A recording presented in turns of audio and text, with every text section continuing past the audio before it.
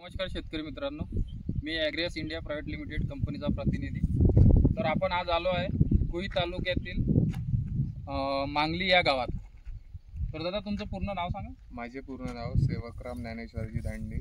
मी राहणार मुक्काम मांगली, पोस्ट माळणी, तहसील कुई, जिल्हा नागपूर। तर दादा तुम्ही जी सोयाबीनची व्हेरायटी लावली या व्हेरायटीचं नाव काय? ABS 85। ABS 85। तर तुम्हाला ही व्हेरायटी कशी वाटली अदर व्हेरायटीच्या तुलनेत? एक नंबर आहे अदर व्हेरायटीच्या तुलनेत। काय विशेषता आढळून आली तुम्हाला?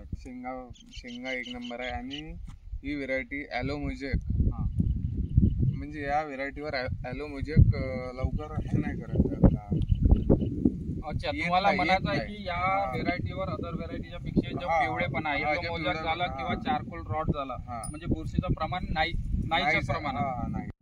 तर दादा शेतकरी मित्रांनो तुम्ही बघू शकता की हे बघा, ही व्हेरायटी, या व्हेरायटीचे फळधारणा बघा, सुरुवातीपासून म्हणजे गुळापासून शेवटपर्यंत शेंगा झालेल्या आहे।